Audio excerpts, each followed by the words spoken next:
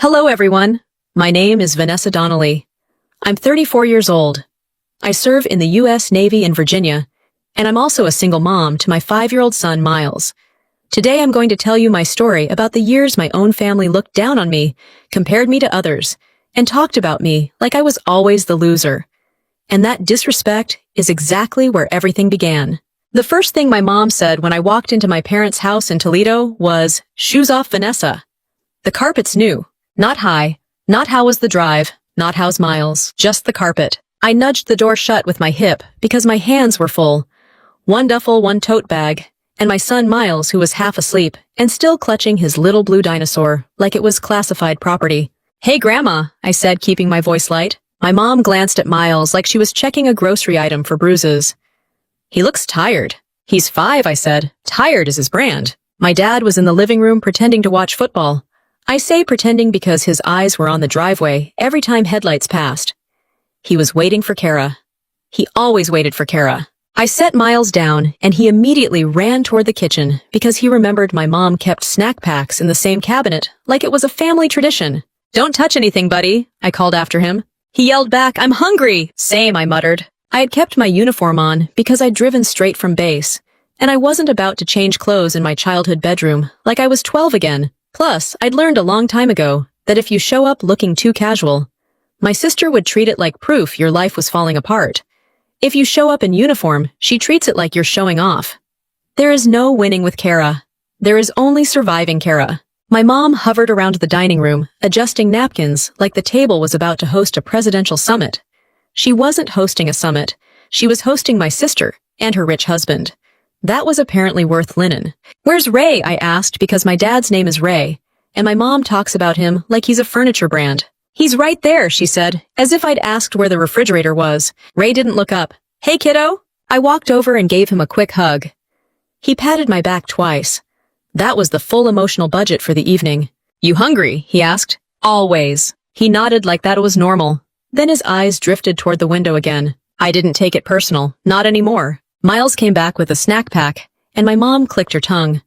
"Vanessa, dinner's in 20 minutes. Don't spoil him." "He's a growing boy," I said. "He's always eating," she said, like that was a moral failing. I wanted to tell her that when you have a kid and your schedule changes every other day, you stop fighting the small battles. You don't police the snack pack. You police the things that actually matter, like getting him to daycare on time and making sure you're not late to a meeting because your kid decided socks were oppression. But I kept it to myself. It wasn't worth the energy. A few minutes later, the driveway lit up with headlights, and my mom practically levitated. "They're here." Ray stood up fast enough to make his knees pop. He didn't even try to hide it. The front door swung open, and Kara walked in like she was entering a room she owned. Perfect hair, perfect makeup coat that probably cost more than my monthly grocery bill. She looked at me for half a second, gave me a smile that didn't reach her eyes, then went straight to my mom. "Mom," Kara squealed, dragging out the word like it was a commercial. My mom hugged her like Kara had just returned from war instead of Houston. Behind her came Grant Holloway, my brother-in-law, the wealthy husband. He wasn't a bad-looking guy. Tall, broad shoulders, expensive boots that looked like they'd never stepped in mud. He gave my dad a firm handshake like they were closing a deal. "Ray," he said, easy and confident. "Good to see you." "Grant," my dad said, smiling wider than he had smiled at me all day. "How's Texas treating you?" Grant's smile flashed. "Busy. Can't complain." Kara finally turned her attention to me, lifting her eyebrows like she'd just remembered I existed. "Kara." She leaned in for a light hug that barely touched my shoulders. Then she glanced at my uniform and did that little laugh she always does, like she can't believe I'm still doing this. So she said loud enough for everyone to hear, "You drove all the way in that?" "I drove in my car," I said. "The uniform came with me." Grant chuckled like he was trying to be polite. My mom laughed too hard. Ray shifted like he didn't know which side of the joke he was on. Miles toddled into the room, and Kara's face changed instantly, like she was putting on a filter. "Oh my gosh, hi Miles." Miles looked at her, then looked at the bag of crackers in his hand, then back at her. He didn't say anything. He's friendly, but he's also smart. He can smell fake the way dogs smell fear. Kara crouched down. "Do you remember your Aunt Kara?" Miles shrugged. "You live far." Kara's smile twitched. "Yes, I do." Grant looked at Miles and gave him a quick nod. "Hey, little man." Miles nodded back serious like they were equals. At the dinner table, Kara took over like she always did. Her stories came out in bullet points. New house upgrades? A charity thing? Someplace they ate where the chef apparently had a private menu. She said the words, private menu, like the rest of us were supposed to applaud. My mom soaked it up. Oh, that sounds wonderful. Ray asked Grant about construction projects. Grant talked numbers and property like it was a sport. Ray leaned in, nodding, asking follow-up questions. Nobody asked me anything until my mom finally remembered to. So Vanessa, she said, slicing her roast carefully. Are you still stationed in Virginia? I blinked. Yes, Mom. I'm still stationed in Virginia. Like the last 4 years. Oh, she said, like that was new information. And Miles is in kindergarten, Preek, I said. Kara cut in immediately. Can you imagine? She laughed again. Vanessa juggling the Navy and all that mom stuff? Grant smiled politely. That's gotta be tough. It's fine, I said. Kara tilted her head.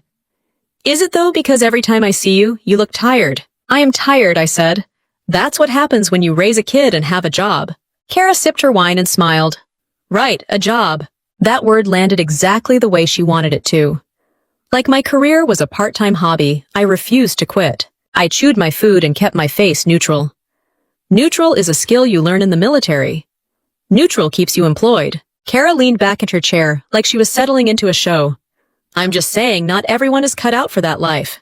Some people need stability, a real routine. You know, Ray cleared his throat. Kara, she waved him off. No, I mean it. She's always been like this. Always trying to prove something. My mom did her nervous laugh again. Kara, stop. Kara's eyes flicked to my mom, then back to me. What, I'm not being mean. I'm being honest. Miles started poking his peas with his fork, making little green smears on the plate. I watched his hands and focused on breathing. Kara's smile sharpened. Plus, Vanessa, come on. You're a single mom, in the Navy. That's not exactly... She paused like she was searching for the right word, then found it. Ideal. I set my fork down slowly. Grant's eyes stayed on his plate. My dad stared at his drink like it had become fascinating. My mom looked at the centerpiece like she could disappear into it. Kara shrugged. I mean, I'm sorry, but it's true. You act like you're doing something heroic, but half the time you're gone, and you've got a kid. No wonder your marriage didn't last. My jaw tightened so hard it hurt. Kara took another sip of wine.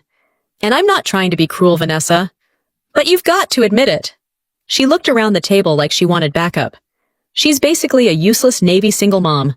The room went quiet. Miles made a soft sound, just humming to himself, completely unaware he'd become the only calm person in the house. I looked at Kara. I didn't blink. I didn't raise my voice. I didn't give her what she wanted.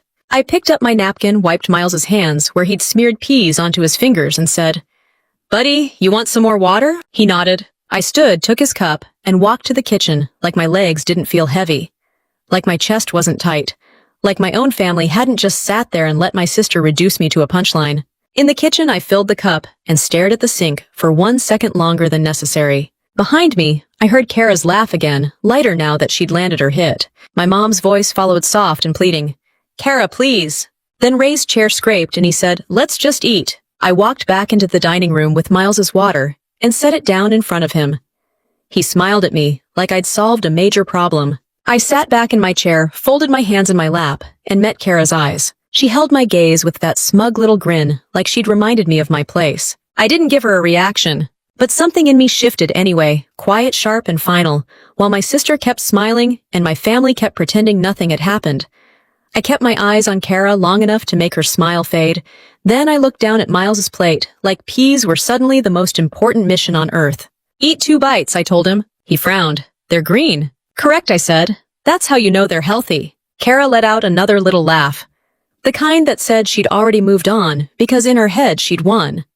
My mom started talking louder about dessert, and my dad asked Grant another question about Houston, like he was trying to drown the whole thing in small talk. I didn't argue. I didn't defend myself. Not because I couldn't, but because I'd learned something after years in uniform. You don't waste energy fighting people who aren't listening. Later, when I finally got Miles into my old bedroom and tucked him under the faded quilt, he stared at me with that serious 5-year-old face, like he was filing a report. Mom, he whispered. Aunt Kara was mean. My throat tightened for half a second. She talks too much, I said. Why? Because she thinks it makes her important. He thought about that, then nodded like it made perfect sense. Okay. I kissed his forehead. Go to sleep. We're leaving early. He blinked. Back to Virginia. Yes. He yawned. Good. That one word hit harder than it should have. I walked out into the hallway and quietly shut the door. My mom was in the kitchen rinsing dishes that didn't need rinsing. She didn't look up right away. "Vanessa," she said finally, voice low like we were in church. Kara didn't mean it. I leaned against the counter. She meant it. She just didn't want consequences. My mom sighed. "You know how she is." "That's the problem," I said. "Everybody knows how she is. Nobody does anything about it." My mom pressed her lips together, like she wanted to argue but didn't have the energy. "Just don't make this a thing," she said. I stared at her. A thing? She called me useless. She was joking, my mom insisted. And the word joking sounded pathetic even to her. I didn't raise my voice. I didn't need to. "I'm not doing this tonight. I'm going to bed." My mom's eyes flicked toward the hallway, Miles asleep. "Yes." She softened a little. "He's a good boy." "He is," I said. "He's the best thing I've ever done." She nodded and went back to scrubbing the same plate like she could scrub the conversation off it too. I slept maybe 4 hours. Miles was up before dawn, bouncing on the bed like he was fueled by pure chaos. "Mom, can we get donuts?" "Absolutely not," I said. He grenaded. "So yes." I packed the car in the dark, moving quietly so I wouldn't wake the house. I didn't want goodbyes. I didn't want my mom trying to smooth things over.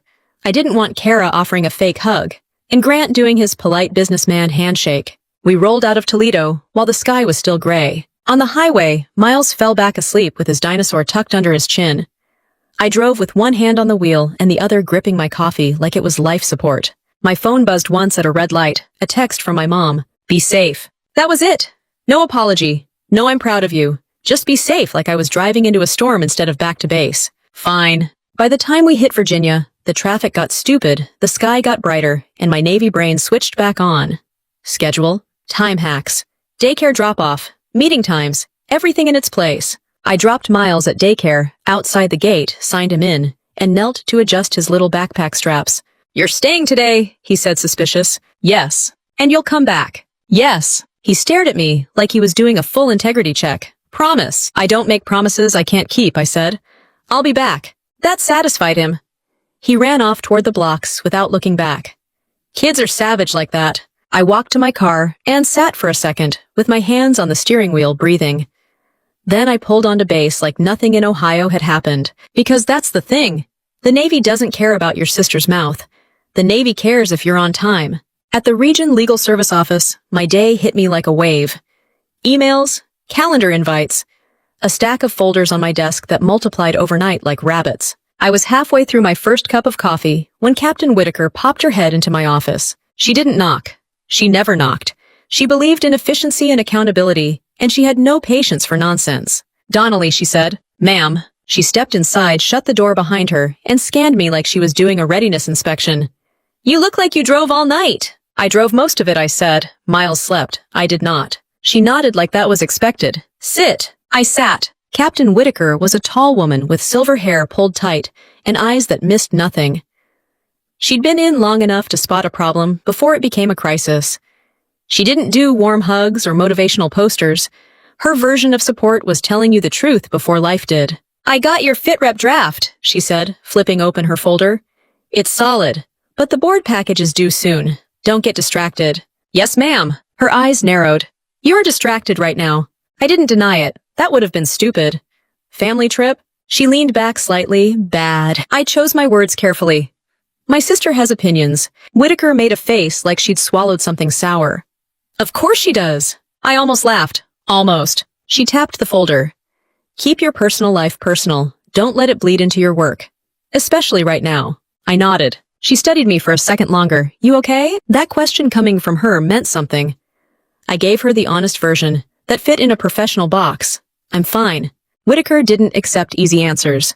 Fine is not a condition. It's a defense mechanism. I kept my expression neutral, still operational. That got a small brief smile out of her. "Good. Stay that way." She stood to leave, then paused at the door. "Also, Donnelly, your case at 1300. Don't walk in cold." "Yes, ma'am." As soon as she left, I opened the file for the afternoon hearing. It was an administrative separation case, sailor accused of submitting false housing documentation to claim extra allowance. The command wanted blood. The sailor claimed it was a misunderstanding. Those words usually meant someone was lying, but not always the person everybody pointed at. At 1300, the conference room filled with khakis and stiff posture. The senior chief sat rigid, jaw tight. The sailor looked like he hadn't slept in days. I'd seen that look before, the look of someone who knows their whole life can change in one meeting. I laid out the process in plain English. No drama, no speeches, just fact standards, burden of proof. The command rep started talking like the sailor was already guilty. I let him talk. People love to convict themselves with their own assumptions. When it was my turn, I asked for the documentation trail. Lease agreement. Email records, dates, signatures. The little boring stuff that decides everything. Halfway through, the command rep stumbled. A date didn't line up. He tried to talk past it. I didn't let him. Sir, I said calmly, your memo states the lease was submitted on the 12th. The system log shows it was uploaded on the 9th. Which is it? He blinked. Well, this matters, I said, still calm. Because if we're going to end someone's career, we should at least know what day we're ending it on. The room went quiet. The senior chief shifted. The sailor looked up, eyes sharp now. Hope is dangerous, but it's also fuel. We worked through the record. The truth was messy, but it was there. Someone had entered the wrong unit number on a form, and the system auto-flagged it. The sailor had been overpaid, yes, but the evidence didn't support intent to defraud. That changed the entire trajectory. Repayment corrective action counseling, yes. Career execution, not on that evidence. After the meeting, I walked back to my office with my folders tucked under my arm and my phone buzzing in my pocket. I didn't check it until I sat down, because that's another rule I live by. Handle what's in front of you first. 2 missed calls. Unknown number with the Texas area code. And a text underneath. Kara, call me. It's urgent. I stared at Kara's text until the screen dimmed. Then I called her back before I could talk myself out of it. She answered on the first ring like she'd been holding the phone. Vanessa, she said sharp. What's urgent, I asked. A short pause. I'm having you down here next month. That was not urgent. That was Kara being Kara. I'm not taking leave for your social calendar, I said. It's not a party, she snapped. It's a family thing. Kara, every family thing in Texas is a performance, I said. You hand out trophies and I'm the cautionary tale. She exhaled hard through her nose. Oh my God. Can you stop being so dramatic? Mom and Dad want you here? I almost laughed. Mom and Dad want an Instagram picture where we look functional. You're coming, she said, like she was ordering room service. Grant's hosting a dinner. Some of his friends. It matters. It matters to who I asked. To you or to his business. Both, she said. And bring Miles. Everyone wants to see him. That one hit my soft spot. Everyone. Like my kid was a prop too. I didn't say no right away, which was my first mistake. Kara, I said carefully. I'm on duty. I have a caseload. I have a kid. You can't just... Vanessa! She cut in, voice sweet, in that fake way you're always so busy. It's like you're allergic to fun. Just request leave. It's not that hard. Leave isn't hard if you have a job where nobody dies if you're gone. I looked at the stack of folders on my desk.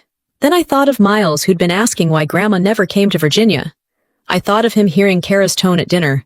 I thought of him growing up believing this is how family talks to you. Fine, I said, but I'm not staying long. Kara's smile traveled through the phone. Good. I'll send details. She hung up like she'd won. 3 weeks later, I was in Houston traffic with Miles in the back seat, asking if Texas had dinosaurs. Texas has plenty of things that shouldn't be alive, I told him. And he laughed. Like that was the funniest thing he'd ever heard. Kara's neighborhood was the kind of place where the sidewalks looked unused. Everything was manicured, every mailbox matched. The houses were big in that confident way, like they knew they'd never have to explain themselves. Miles pressed his face to the window. Mom, is this where rich people live? It's where people who want to look rich live, I said. He nodded like he understood economics now. Kara's house was exactly what you'd expect. Stone entryway, tall doors, a yard. You could land a helicopter in. The kind of house that makes you check your shoes before you step inside, because you know someone will notice a speck of dirt and act like you brought in a biohazard. Kara opened the door before I knocked. She was dressed like she was going to a photo shoot, not a dinner. There she is, she said, throwing her arms wide. My sister! She kissed the air near my cheek. Not my cheek, near it. Miles looked up at her. Hi. She crouched and hugged him properly, because Kara loves an audience. Hi, baby. You got so big. Miles said, I'm 5. I know, Kara said, like she'd been tracking his growth on a spreadsheet. Grant appeared behind her, holding a glass of something expensive. He had on a button-down shirt that probably never met a wrinkle. Vanessa, he said, polite. Good to see you. Grant, I said. He glanced at Miles. Hey, bud. Miles stared at him for one long second, then said, Do you have snacks? Grant blinked. Kara laughed too loudly. We have plenty of snacks, honey. Inside the house smelled like candles and money. Kara gave me the grand tour, even though I'd been there once before, and everything was a little bigger, a little newer, a little more aggressively expensive. This is the renovated kitchen, she said, sliding her hand across a marble counter like she was petting it. Grant surprised me. Grant took a sip of his drink like he'd purchased the concept of surprise. This is the wine room, Kara continued. And this is the sitting room, but we don't really sit in it. It's more for, for being seen, I said. Kara shot me a look. For entertaining. Sure. The dinner guests started arriving around 6. 2 couples and 1 guy with a watch that looked like a weapon. They all greeted Grant like he was the mayor. Kara floated around them, laughing, touching arms, doing that social dance where you pretend you're listening while you're actually scanning for who has more status than you. Miles sat on a bar stool, eating crackers, perfectly content. I kept him close because if he wandered into that house unsupervised, Kara would put him in a designer outfit and take photos like she'd birthed him herself. One of the women, a blonde with perfect teeth, leaned toward Kara and said, "So this is your sister?" Kara smiled. "Yes. Vanessa. She's in the Navy." The blonde's eyes flicked to me. "Oh, like..."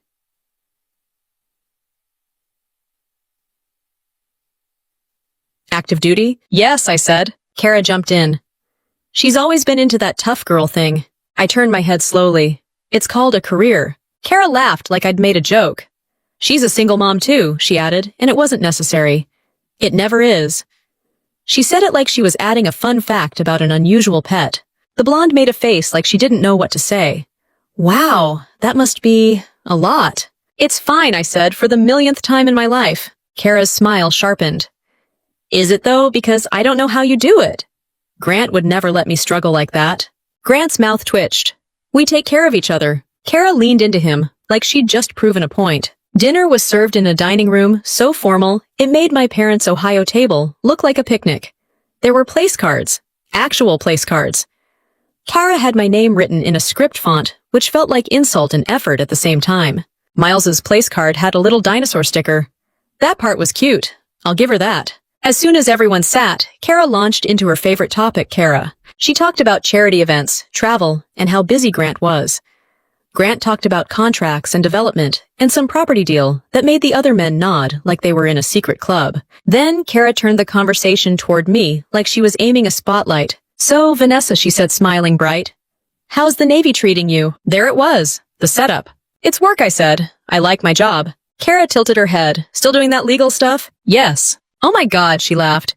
"You always make it sound so serious." "It is serious," I said. Grant's friend with the watch leaned back. "Legal in the military, that like court-martial stuff." "Sometimes," I said. "Sometimes it's advising commands, making sure people's rights are protected, keeping the process clean." Kara waved her hand like she was swatting a fly. "Vanessa loves paperwork." I looked at her. "Paperwork keeps people from getting railroaded." Kara smiled, not missing a beat. "Sure. I just mean it's not exactly exciting." The blonde chimed in, trying to be friendly. "But that's important." Kara gave her a look like, "Please don't validate my sister." Then Kara leaned forward, voice louder. "It's just, Vanessa has always liked the hard way." I tried to tell her, marry someone stable, pick a normal path. But no, she wanted to play hero, and now she's a single mom with a government paycheck. There it was again, that casual disrespect dressed up like a funny story. I didn't react. I cut Miles' chicken into small pieces and handed him his fork. Kara's eyes flicked to my hands. "See, that's what I mean. You're always in mom mode. Even at dinner." "I'm his mom," I said. Kara shrugged. "Right? It's just, you used to have so much potential." Grant's friends went quiet in that awkward way people do when they realize they're watching something they shouldn't be watching. Grant didn't stop her. Of course he didn't. Kara's mouth was part of the package. I looked across the table and met her eyes. "I'm doing fine." Kara's smile got wider. "If you say so." Miles dropped his fork and said loud and innocent, "My mom is the boss at work." The table froze. I felt a tiny pulse of pride I hadn't asked for. Kara laughed high and sharp. "Oh, that's adorable. Sweetie, your mom's not the boss. She just works for the government." Miles frowned. "She wears a uniform. That means she's in charge." Grant's friend with the watch chuckled under his breath. Kara's smile tightened. I reached over and fixed Miles' napkin.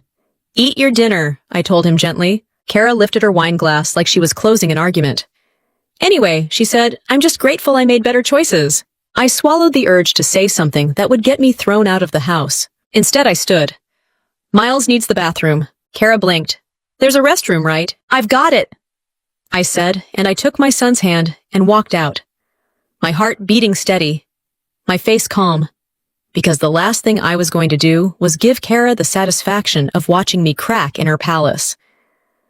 I shut the bathroom door behind Miles and let out one slow breath through my nose, the kind I usually saved for dealing with senior officers who thought volume was a leadership style. Miles climbed onto the step stool and stared at himself in the mirror.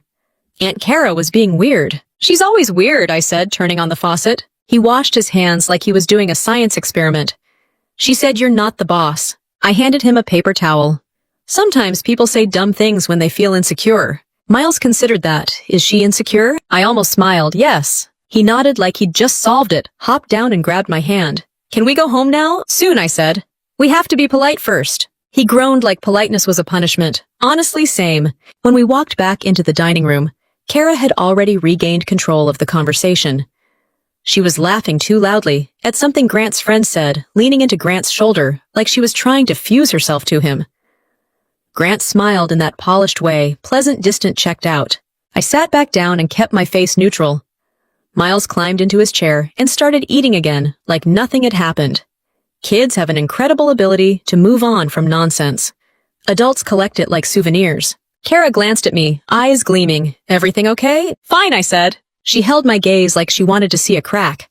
Then she turned back to her guests and continued talking about a weekend trip to Aspen, like it was a casual grocery run. Dinner finally ended, and the guests filtered out with hugs and compliments and promises to do this again soon.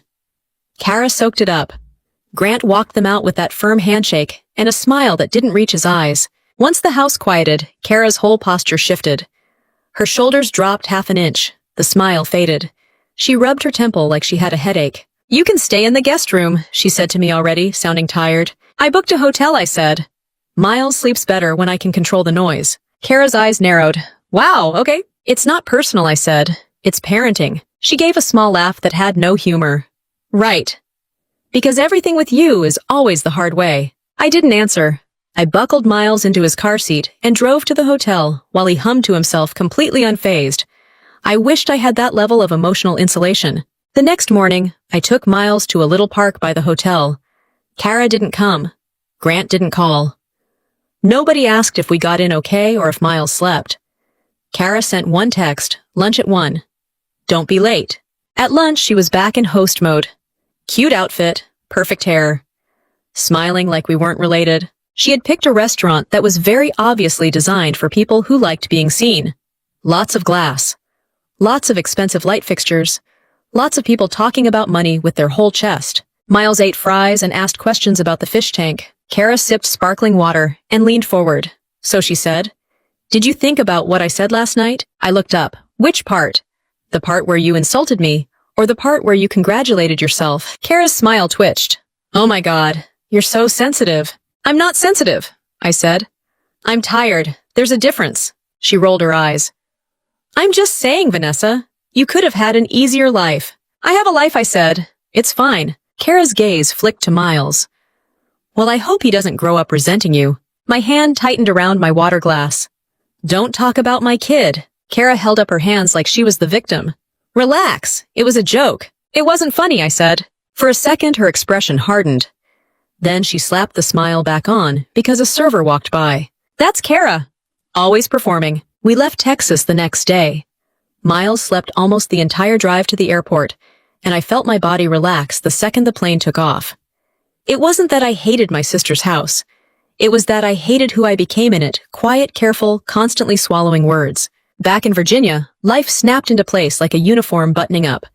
Daycare drop-off, base, meetings, emails, Miles's dinner, laundry, repeat. I didn't think about Kara for a while, which felt like progress. Then 2 weeks later, my phone rang at 11:47 p.m. Kara's name flashed on the screen. I stared at it. Late-night calls from Kara were never good. And Kara didn't call unless she wanted something. I answered anyway. What? Her voice was tight. He's not home. I sat up in bed. Who? Grant, she snapped like I was the idiot. He said he had meetings. He always has meetings now. I glanced at the clock again. It's almost midnight. I know what time it is, she said. I could hear pacing in her voice. He's been doing this for weeks. I rubbed my forehead. Okay, what do you want me to do with that information? Kara exhaled sharply. Don't be rude. I'm calling because, I don't know, something feels off. That caught my attention, not because I cared about her marriage, but because Kara never admitted uncertainty. Kara lived on certainty. Certainty was her oxygen. Off how I asked. He comes home late, she said. And when he does, he smells like cologne that isn't his. Like, different. And he's on his phone the whole time. And he has this look like he's somewhere else. I didn't respond for a second. Not because it was shocking, but because it was predictable. Men like Grant didn't like being married to a woman who treated life like a trophy shelf. And women like Kara didn't notice the shelf was cracking until the trophies fell. Kara, I said slowly, have you asked him? Of course I asked him, she snapped. He says I'm being paranoid. He says I'm being dramatic. I almost laughed. That's rich. Don't do that, she hissed. Don't enjoy this. I'm not enjoying it, I said. I'm listening. She went quiet for a beat, then softer. Do you think he's seeing someone? I stared at the dark ceiling. I don't know. Yes, you do, she said, voice rising. You always act like you're above everything, like you know everything. I kept my tone flat. Kara. I don't know your husband's schedule, but if you're worried, you need to look at facts, not feelings. She scoffed. Facts? You and your facts. It's how I stay employed, I said. Kara's breathing sounded uneven now. He was on a business trip last week. Dallas. Or maybe Austin. I don't even know. And when he came back, he had this receipt in his jacket pocket. A restaurant. 2 people, and it wasn't me. That was the first real detail. What restaurant? I asked. I don't know, she said quickly. I threw it away. I didn't want to look crazy. I closed my eyes. Kara. I know, she snapped. Don't lecture me. I'm going to lecture you, I said. If you think something's wrong, stop destroying your own evidence. There was silence on the line, and for a second, I could picture her in that big house, pacing on expensive floors, suddenly realizing none of it could protect her. Finally, she said, he's been moving money around. That made my stomach tighten. What do you mean? I asked. I don't know, she said. Sometimes I see him on his laptop and he closes it when I walk in. And there are emails, business stuff. And then I got this notification from some company. Something about a fee, like a monthly fee. A fee for what I asked. I don't know, she repeated. It had some letters, like an LLC. I sat up straighter, the sleep leaving my body. Did you screenshot it? No, she said, defensive. Why would I screenshot it? I'm not a psycho. I let out a slow breath. Kara, screenshotting your own financial notices is not psycho. It's basic adulthood. She was quiet again. Then she said, bitter, you love this. You love that my life isn't perfect. I kept my voice steady. I don't love anything about this. But if you're calling me at midnight, you're scared. And if you're scared, you need to start paying attention. Kara swallowed and I heard it. The little crack. Fine, she said. What do I do? I didn't tell her to hire a private investigator. I didn't tell her to confront him dramatically. That's movie stuff. Real life is paperwork and patience. You start small, I said. You save anything you can. Emails, notifications, bank statements, anything that looks weird. And you stop confronting him without a plan. Kara's voice came out thin. He'll notice. He's already noticing you, I said. He's just pretending he isn't. She didn't answer. Then quieter, Vanessa. Do you think he could leave me? I stared at the wall, thinking of all the ways my own life had shifted overnight. Not because I'd done something wrong, but because someone else made a choice. I think I said you need to be ready for anything. Kara let out a shaky breath, like she hated that answer. Before she hung up, my phone buzzed with a new message from her, an email forward with the subject line still intact. The preview showed the words, property management fee, and a string of letters that looked like a company name. She must have found it while we were talking. I didn't respond with a heart or a hug. I just saved it, because feelings fade and files don't. I forwarded Kara's email to my personal address, flagged it, and set my phone face down, like I could keep her drama contained by sheer force of will. The next morning, I was in uniform, packing Miles' lunch with one hand and signing a daycare form with the other when my phone lit up again.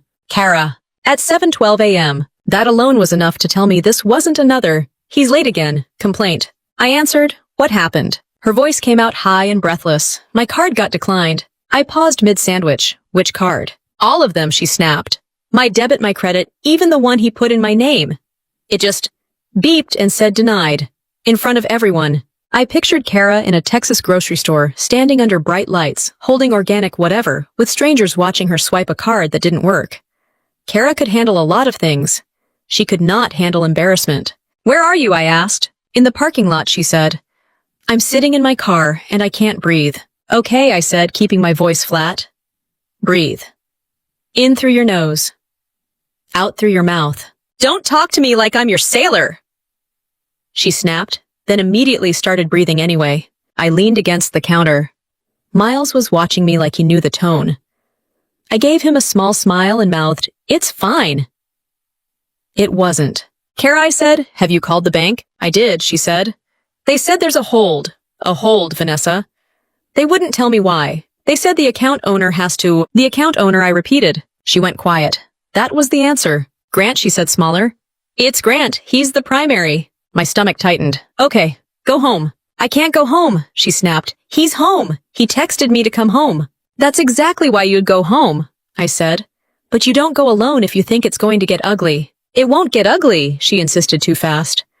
"Grant doesn't do ugly. He's controlled. Controlled men still do damage. They just do it in clean sentences." I lowered my voice. "Kara, listen. Don't sign anything. Don't agree to anything. And if he hands you papers, take pictures." She made a sound like she wanted to argue, then swallowed it.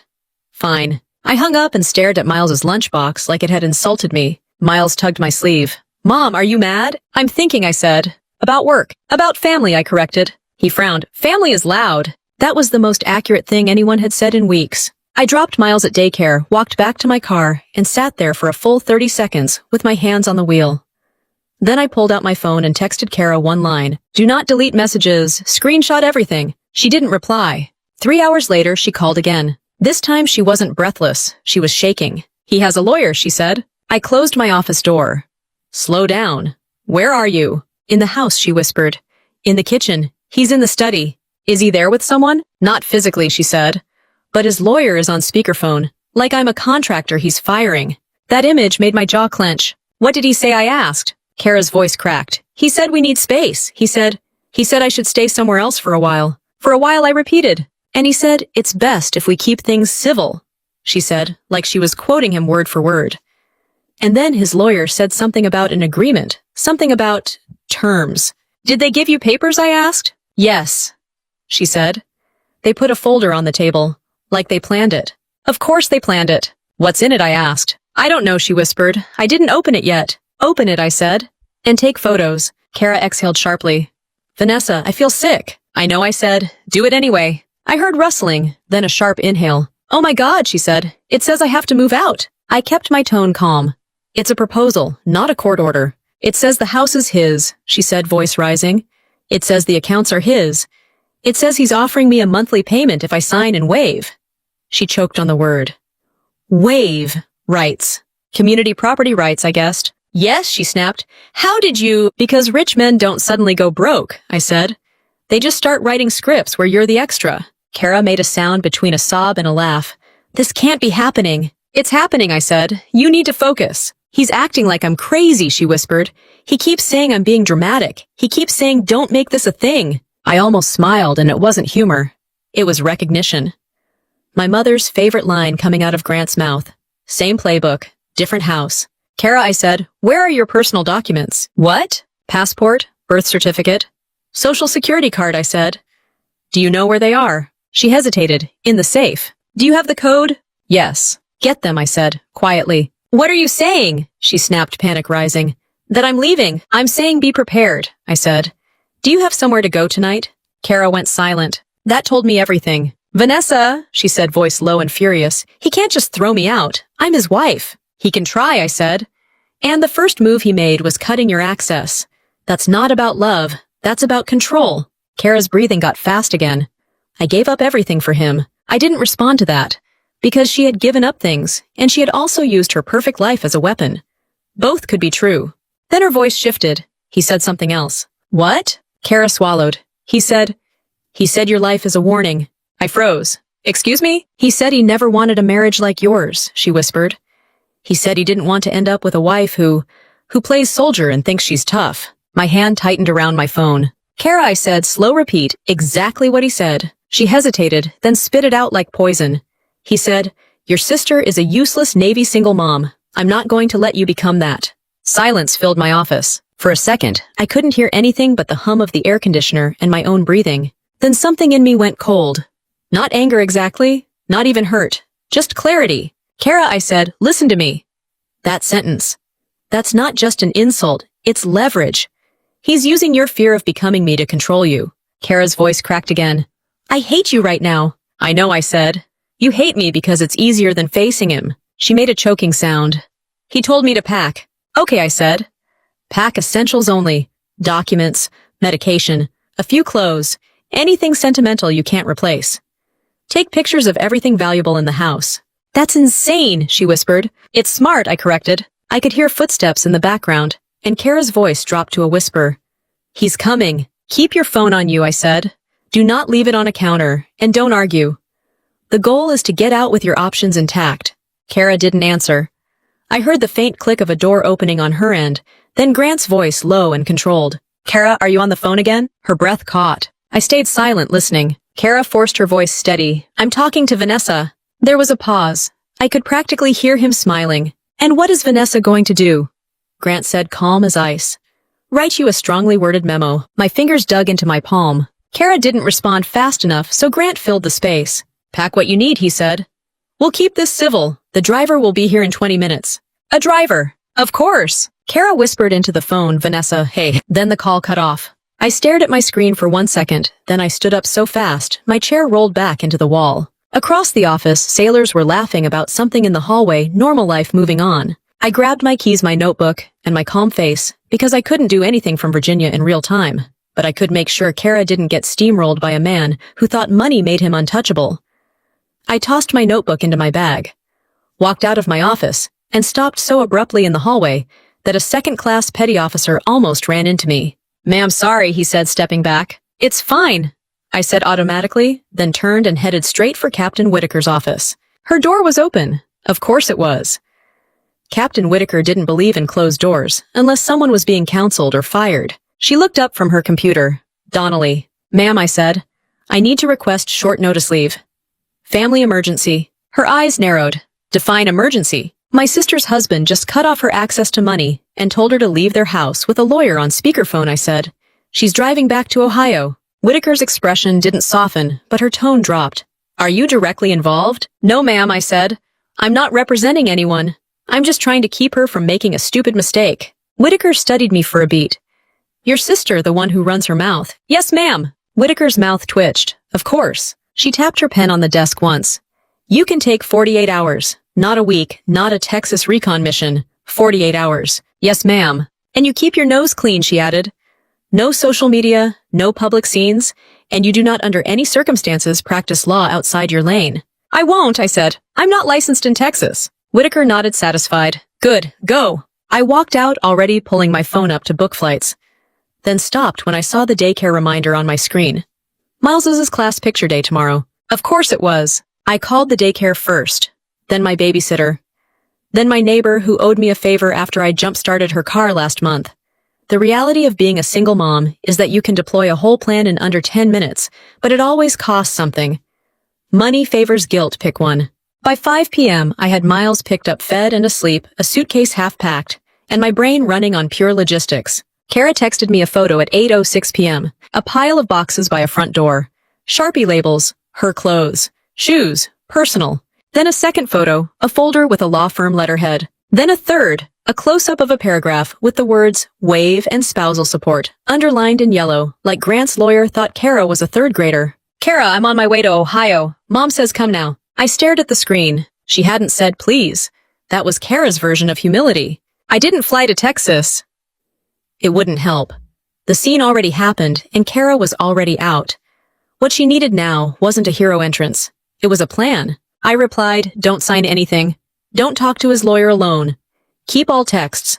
I'll meet you in Ohio." She didn't respond with thanks. She responded with hurry. I landed in Detroit the next morning, drove to Toledo, and pulled into my parents' driveway right as Kara's SUV rolled up behind me. She got out looking like someone had been dropped from a great height. No perfect hair, no sharp outfit. Oversized hoodie, sunglasses, even though it was cloudy, jaw clenched hard enough to crack teeth. My mom flew out the front door like she'd been waiting for the sound of tires. "Oh, honey," Sharon cried, wrapping Kara in a hug. Ray followed face tight, saying nothing, which was his usual emotional contribution. Kara didn't cry right away. She stood stiff in my mom's arms, then her shoulders started shaking. My mom shot me a look like I was supposed to fix it. I didn't move. Not yet. Kara finally looked at me, and there was something raw in her face. Fear, anger, humiliation, all stacked together. "Say it," she snapped. I raised an eyebrow. "Say what?" "That you told me so," she said. "Go ahead. Enjoy it." I kept my voice even. "I'm not here to gloat." Kara let out a harsh laugh. "Of course you're not. You're the saint. The disciplined Navy saint." "Drop the sarcasm," I said. "We don't have time." That got her attention. Kara only respected urgency when it wasn't hers. Inside, my parents had cleared the kitchen table like it was a war room. Kara dumped the folder onto it and slid it toward me. "Look," she said. "He's trying to leave me with nothing." Ray finally spoke. "Grant's a good man." Kara snapped her head toward him. "A good man doesn't lock his wife out of her own account." My dad's face tightened. "We don't know the whole story." Kara barked a laugh. "Oh my God, you're doing it again." My mom jumped in, voice trembling. "Kara, please, we're stressed." I looked at my mother. Imagine how stressed Kara is. My mom blinked like she hadn't considered that. Kara shoved a paper toward me. "He says the house is his. The cars are his. The investments are his. He's offering me a transition allowance if I sign and keep quiet." She said keep quiet with disgust, like she knew exactly what it meant. Shut up and disappear. I didn't touch the papers yet. I looked at Kara instead. "Kara," I said, "are you asking for help or are you asking for someone to yell at?" She glared. "I'm asking you to fix it." "Not an answer," I said. Kara's nostrils flared. "You're the lawyer. You fix it." "I'm a military attorney," I said. "I don't practice Texas divorce law. I'm not walking into a courthouse down there and pretending I can. That's not how real life works." Kara's eyes went wide with anger. "So you're going to let him do this to me?" "I'm going to stop you from making it worse," I corrected.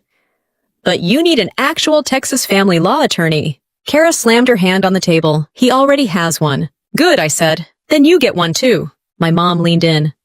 "Vanessa, can't you just talk to someone? Use your Navy connections." I turned to her. "Mom, this is not Top Gun. I can't call the Pentagon and make her husband stop being trash." Ray's mouth twitched like he almost laughed. Then he remembered he wasn't allowed to have joy. Kara's face crumpled for half a second. Then she grabbed a glass of water and downed it like it was medicine. "I don't have my own money," she said quieter.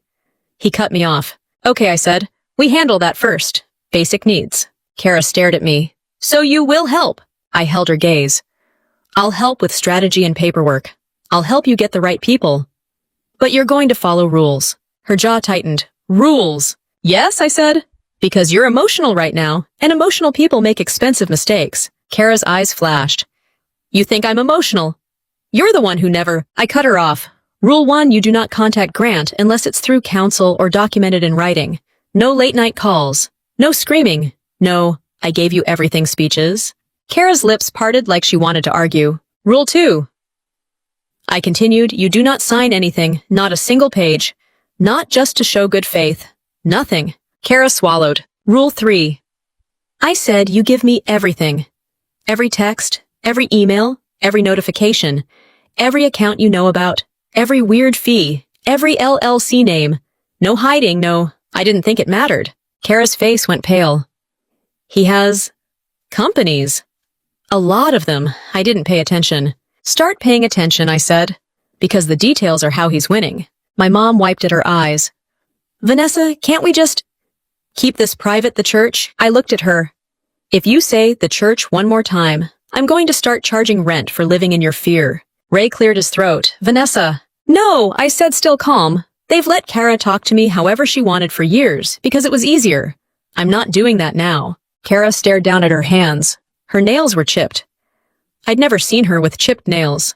"What do I do?" she whispered. I finally picked up the papers, flipped through them, and saw exactly what I expected. Vague numbers, confident language, and a whole lot of missing information. "He's counting on you being embarrassed," I said. "He wants you to sign fast so you can stop feeling exposed." Kara's eyes filled, but she didn't cry. "I don't want to be you," she said, suddenly bitter. I didn't flinch. "You already said that sentence out loud. Now we're going to use it." Kara looked up, confused. "I'm calling someone," I said, pulling out my phone. "A Texas attorney. And a forensic accountant." We're going to find out what's actually there. Kara's voice came out small. You really think he's hiding money? I stared at the line that offered her a transition allowance and laughed once, short and humorless. Kara, I said, men don't offer charity when they're innocent.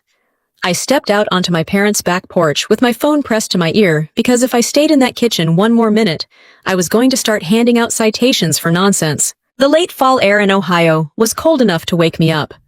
I breathed in, stared at the empty yard, and waited while the line rang. Monroe Law, a woman's voice answered crisp and alert. This is Vanessa Donnelly, I said. I was referred by. I know who you are, she cut in.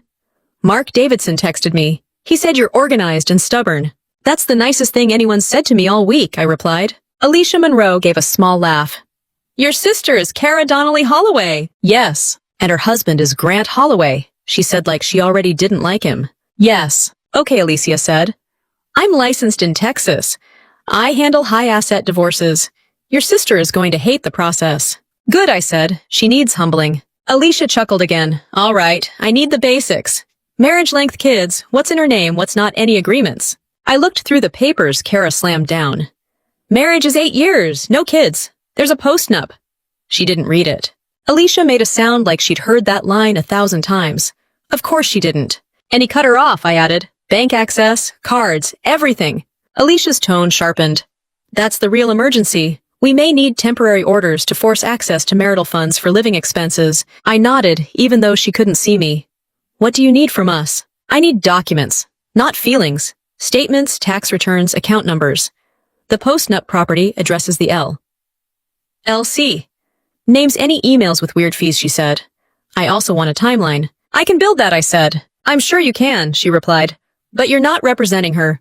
I'm not, I said quickly. I'm Navy. I'm not touching court. Good, Alicia said. Because Texas courts don't care that you're in uniform.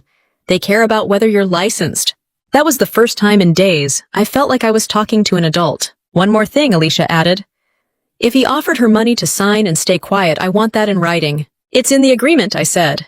Transition allowance. Alicia snorted. I hate that phrase. Same, I said. We scheduled a video consult for the next morning. I hung up and walked back inside to find Kara pacing like a caged animal, and my mother whispering to her like a nervous therapist. Kara spun toward me. Well, we have a Texas attorney, I said. Kara's eyes narrowed. Is she good? She's not going to hold your hand, I said. So yes. Kara's mouth twitched like she wanted to be offended, but didn't have the energy. And we need a forensic accountant. I added already, pulling up another contact. Kara blinked. Why? Because your husband has companies, I said. Companies mean paper trails. Paper trails mean buried assets. Kara's jaw tightened. He built that business. And you were married to him while he built it, I said. Texas is community property. That matters. Kara stared at me like I'd just told her the earth was round. So I get half the sticky. You get what the law says you get, I corrected. But only if we can prove what exists. My mom wrung her hands. Vanessa, do we really need to do all this? Can't Kara just talk to him calmly? Kara whipped her head around. Mom, he sent me legal papers. Calmly. My dad spoke from his chair voice, cautious. Maybe Grant's just trying to protect himself. People get scared. I looked at him. Dad, the only thing Grant is scared of is sharing. That shut him up. I called Evan Price right after. He answered with a gruff, yeah, this is Vanessa Donnelly, I said. I was referred by Mark Davidson. I need forensic support for a Texas divorce case. High asset. Likely concealment. There was a pause, then Evan said, sounds fun. Your definition of fun is terrifying, I said. I'm an accountant, he replied. We don't do joy. We do patterns. Perfect. Over the next 24 hours, my parents' kitchen turned into an evidence factory. I set up folders, digital and physical. I made Kara print out what she could pull emails, find account numbers, dig up tax returns. Every time she tried to drift into rage, I pulled her back. Facts only, I told her. You can scream later. Kara slammed her laptop shut once. You act like emotions are a crime. No, I said.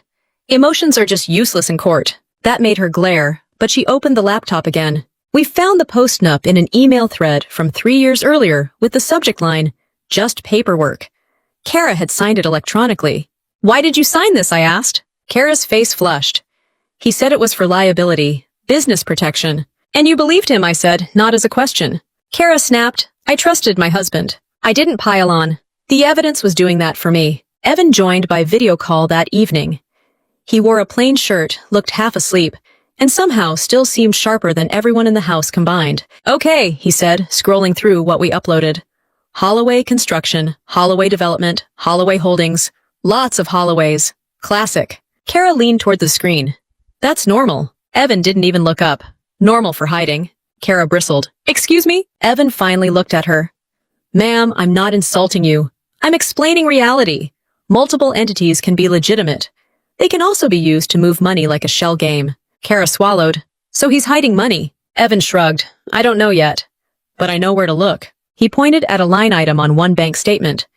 What's this monthly payment labeled PM fee? Kara frowned. I told Vanessa about that. Property management fee? Evan nodded slowly. Property management for what property? Kara hesitated. Our house, maybe. Evan's eyebrows lifted. Your house doesn't need a third-party property manager if you live there. The silence in the kitchen got thick. Kara's voice came out smaller. Then what is it? Evan scrolled again. We'll find out. Alicia Monroe joined the next morning and went straight to business. No sympathy, no pep talk, just steps. We're filing for temporary orders, she said. He can't starve her out. He can try, but the court doesn't love that. Kara stiffened. He said it's his money. Alicia's smile was thin. He says a lot of things. Texas law doesn't care what he says. Then Alicia looked at Kara dead on. Are you willing to go on record that he cut you off and pressured you to sign? Kara's lips parted, then closed. Pride tried to rise up. I cut in calm but firm. Yes, she is. Kara shot me a glare. You are, I repeated, and she heard something in my voice that told her this was not a debate. Kara swallowed hard. Yes, she said. I am. Alicia nodded. Good. Then you don't contact him except through counsel. If he texts you, you send it to me. Kara nodded fast. Okay. My mom wiped her eyes. This is so messy. It was messy the moment he made lawyers his messengers, I said. Over the next week, Alicia filed, and the machine started moving. Requests for records, notices, legal language that sounded cold but did one thing beautifully. It forced Grant to respond. Grant's attorney sent back a smug email calling Kara emotionally volatile and financially uninformed and offering the same sad transition allowance again. Kara's hands shook when she read it. He thinks I'm stupid. He thinks you'll panic, I said. That's different. Evan flagged transactions that looked structured, split payments, just under thresholds, recurring transfers with vague descriptions, money flowing between entities like it was being washed. Kara stared at the spreadsheet like it was written in code. This is insane, she whispered. This is Tuesday for men like Grant, Evan muttered. Then Alicia messaged hearing scheduled. My mom immediately started spiraling about what people would say. Kara started spiraling about what Grant would do. I didn't spiral. I built a binder, tabs, timestamps, copies. Because I'd learned in the Navy that panic is optional but preparation is not. When Kara asked if she should call Grant one last time to clear the air, I took her phone out of her hand and set it face down on the table. No, I said. He doesn't get a private conversation to rewrite the story. I slid the binder across the kitchen table and watched Kara stare at it like it might bite her. Why is it so thick? She asked. Because your husband has money, I said. And money hides behind paper. Kara rubbed her face. This is humiliating. Good, I replied. Humiliation is a great teacher. It just usually charges interest. My mom made a noise like she didn't approve of my tone, but she didn't argue. Not today. Today, she was too busy stress cleaning the same countertop over and over like bleach could erase a legal battle. The temporary orders hearing happened over video.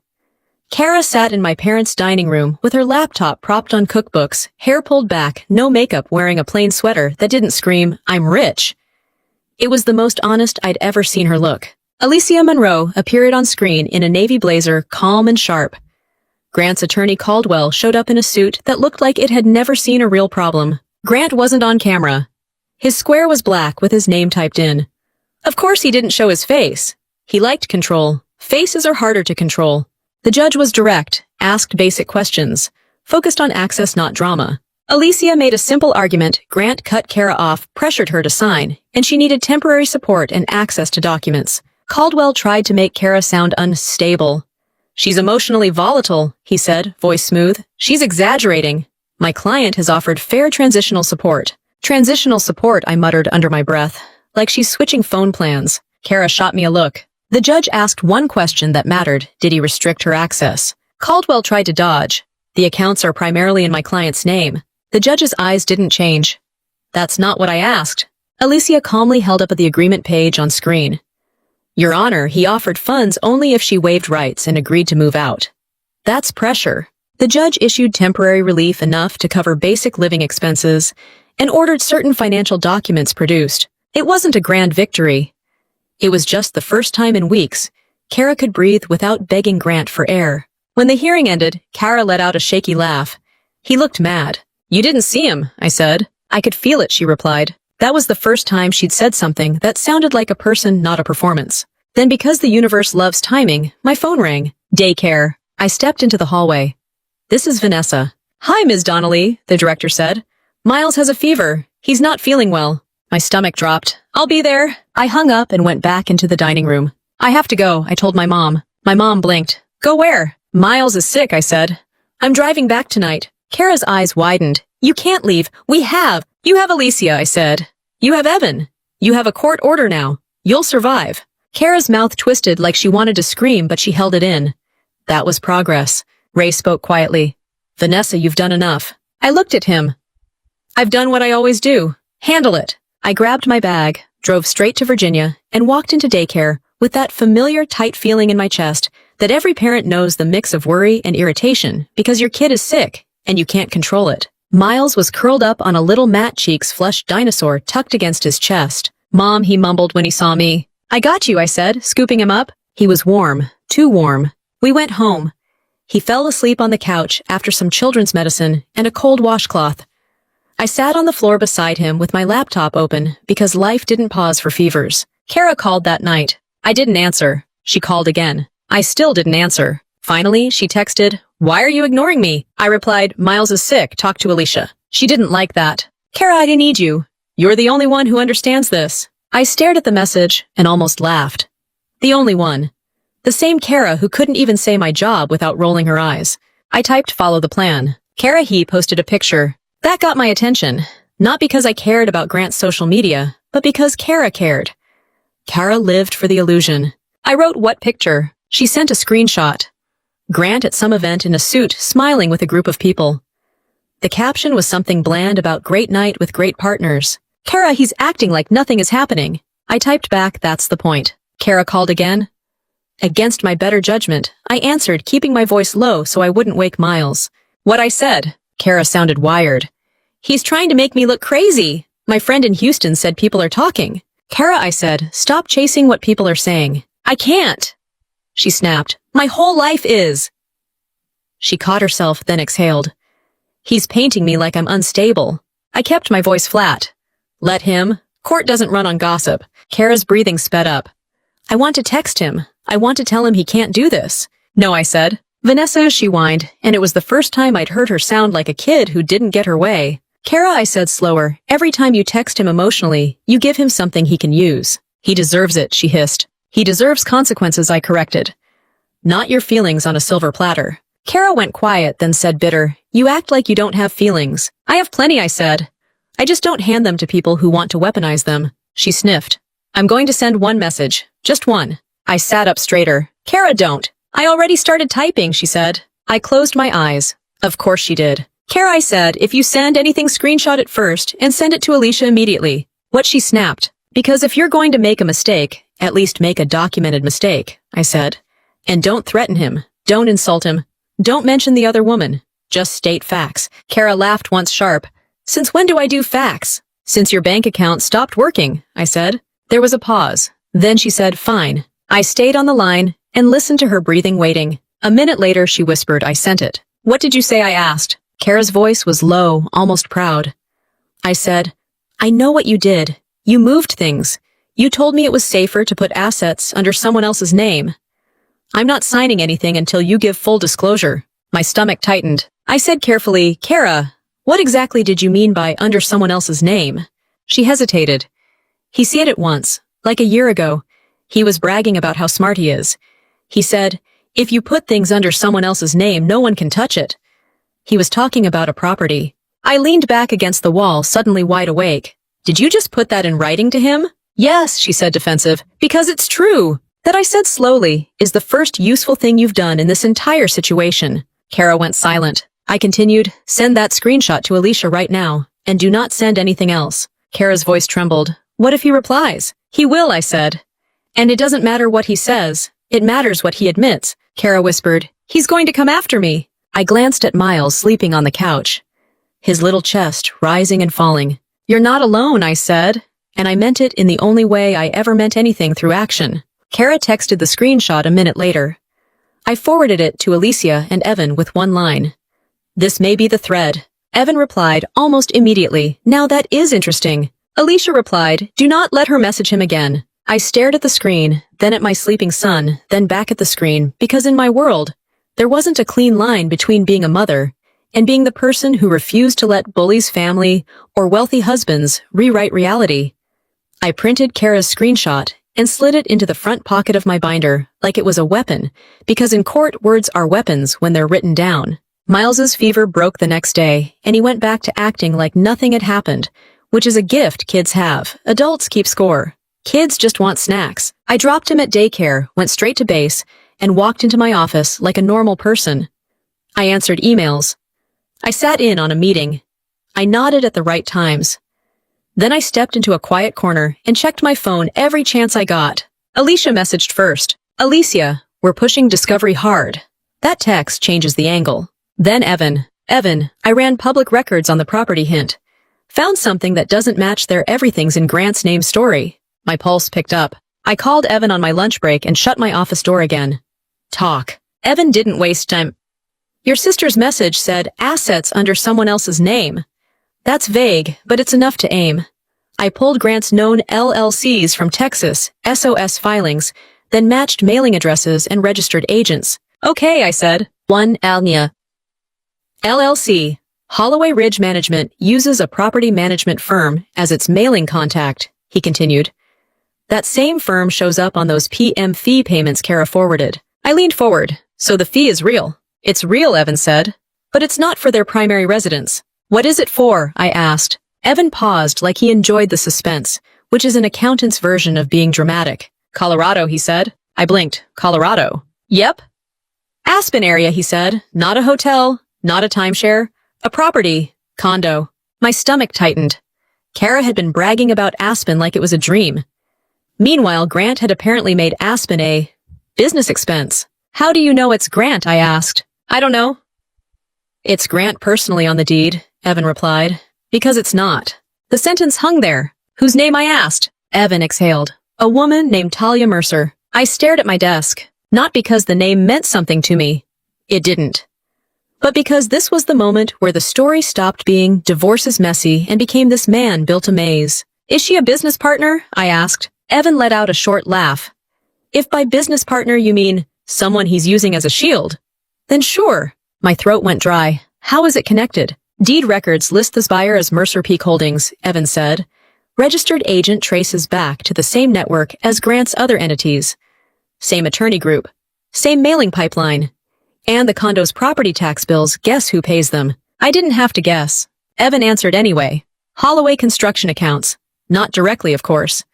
Routed through consulting fees to Mercer Peak, then paid out. I sat back slow. He's moving marital money into property under another woman's name. Looks that way, Evan said. And here's the best part, the timing. The condo was purchased during the marriage. Payments have continued monthly. My jaw clenched. Evan's voice stayed calm. Alicia can use this. Texas courts don't like concealment, and they really don't like dissipation marital funds spent on a third party. Send everything I said. Every record, every link, every filing. Already did, he replied. Alicia has it. I hung up and stared at the wall for a second, because I could picture Kara's face when she realized this wasn't just about money. It was about being replaced. I didn't feel joy. I felt focus. That afternoon, Alicia called me while I was walking out to my car. Vanessa, she said. We have enough to pressure him into producing more. Colorado, I said. Alicia's tone sharpened. Yep. Your accountant is good. He's annoying, I said. But yes. Alicia gave a quick laugh. We're scheduling mediation, and we're filing a motion to compel additional disclosures. He's going to fight, but that's fine. Fighting costs him. What do you need from Kara? I asked. Alicia's voice turned serious. I need her to stop being Kara. I snorted. That's like telling a fish to stop being wet. I'm not kidding, Alicia said. This is where people blow it. They get emotional, they post, they text. They do something stupid and the other side uses it. I know, I said. I'll keep her on a leash. Not your client, Alicia reminded me. Not my client, I agreed. But still my problem. That evening I called Kara. She answered with a bitter, "What now?" "Sit down," I said. Kara scoffed. "I'm already sitting." "Then hold on to something," I replied. She was silent for half a beat. "You're being weird." I kept my voice flat. "We found a property." Kara's breath caught. "What kind of property?" "A condo," I said. "In Colorado." Kara didn't speak for a second. Then Aspen. "Yes." Her voice turned sharp. "We've never owned anything in Aspen." "That's correct," I said. "You haven't." Kara's breathing sped up. "What does that mean?" "It means marital funds have been paying for it," I said. "But it's not in your name. It's not in his name either." Kara's voice went quiet. Too quiet. "Whose name?" "A woman named Talia Mercer," I said. The line went dead silent. Then Kara made a sound that wasn't a word. Like her throat was trying to decide whether to scream or throw up. "Say that again," she whispered. I repeated it. Kara's voice cracked. "Who is she?" "I don't know," I said. "But the documents tie her to an LLC connected to Grant's network. The property is being paid for through layered transfers." Kara laughed once ugly. "So he bought his mistress a ski condo." I didn't correct her because it was the simplest explanation. And simple explanations are usually right. Kara's voice jumped up. "I knew it! I knew it! That's why he—" "Kara," I cut in, "listen to me. This isn't a moment for you to go nuclear." "Go nuclear," she snapped. "He ruined my life." "He's trying to," I said. "And you're not going to help him by doing something stupid." Kara's breathing was fast and ragged. "I'm going to call him." "No," I said immediate. "I'm going to text him." "No," I said again. She hissed, "You can't stop me." "Yes, I can," I said. "Because if you do that, Alicia will get blindsided in mediation, and then the only person you'll punish is yourself." Kara went silent, and I could hear her fighting her own impulse. Finally, she whispered, "What do I do?" "You do nothing," I said. "You let Alicia do her job. You let Evan do his. You keep your hands off the grenade." Kara gave a shaky laugh that sounded like she hated me for being right. "You love this." "I love paperwork," I corrected. "This part is just a bonus." Kara didn't laugh. "Tomorrow is mediation prep," I said. "Alicia will walk you through what to say and what not to say. You will not go off script." "I hate scripts," Kara muttered. "You loved scripts when you were the one writing them," I said. "Now you're not." She swallowed hard. "Is this real?" "It's real," I said. "It's on record." Kara's voice dropped into something small and raw. "He really planned to leave me with nothing." "Yes," I said. "And he planned to look like the reasonable one while doing it." Kara exhaled. "My whole life was built on him," I finished because she couldn't. She didn't deny it. I didn't comfort her with soft words. Kara didn't need comfort. She needed stability. And stability looked like boundaries and instructions. Before we hung up, I said, "One more rule." Kara's voice was flat. "Of course there is." "You do not talk to Mom and Dad about this condo," I said. "Not yet." What she snapped. "Because Mom will panic about reputation, and Dad will defend Grant by accident," I said. "And then you'll spiral. Save your energy for the people who matter in court." Kara let out a bitter laugh. "So basically, I can't trust my own parents." I kept my tone even. "Now you're learning." After the call, I sat at my kitchen table in Virginia, with my laptop open, Miles's homework scattered beside it, and my binder in front of me. The name Talia Mercer stared up from the printed deed record like it had been typed in all caps. In the Navy, there's a moment before a big evolution where everything goes quiet. Not peaceful, quiet, focused quiet. The kind of quiet where everyone stops talking because it's time to execute. I felt that quiet settle in my chest as I highlighted one line on the record, then another. Because Grant Holloway had spent years building layers between Kara and the truth. And the funny thing about layers is they only work until someone starts peeling. I closed my laptop, washed a sticky plate Miles had abandoned in the sink, and told myself I wasn't going to check my phone again until he was asleep, then I checked it anyway. Alicia had sent a calendar invite mediation prep 0900 Central Standard Time. Evan had attached a spreadsheet with a subject line that made me smile despite myself, Grant's little money maze. I wasn't going to Texas for mediation. I couldn't. I had a job that didn't pause because my sister married a man with a shell company addiction. But I was on the prep call headset and taking notes like it was a brief. Kara joined late. Of course she did. Alicia didn't scold her. She just said, "We start now." Kara's voice sounded tight. "Okay." Alicia laid it out clean. "Mediation is not therapy. You don't vent. You don't perform. You answer questions and you let me talk." Kara muttered, "I hate this." Alicia replied, "That's fine. Hate quietly." I almost choked on my coffee. Alicia continued, "The leverage is concealment and dissipation. The condo in Colorado is a problem for him. Not because he cheated Texas courts, aren't your moral police, but because he used marital funds and tried to hide it. That triggers consequences. Kara's voice sharpened. So he can cheat and still win. Alicia didn't blink. He can cheat and still have money. He cannot hide money and stay clean. That was the first time Kara truly understood what this was. Not a romance tragedy. A financial crime story with a wedding ring. Alicia said, "We are seeking a fair division plus reimbursement for concealed and misused funds. We are also pushing for attorney's fees."